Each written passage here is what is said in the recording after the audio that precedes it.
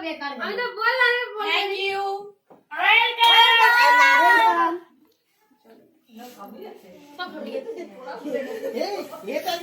কি করবে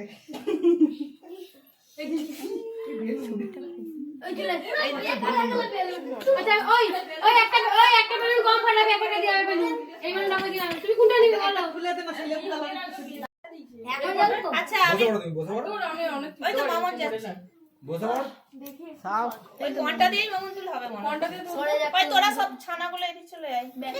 আমাকে এখানে দিতে হবে আমাকে এখানে দিতেই হবে চলাই তাহলে বাদ বাকি আমার হাতে ধরবি, ঠিক আছে? না আমরা ধরতে পারি না আমরা ধরবো না তুমি আরে সব কটা রুম করে যা সামনে যা বসে পড়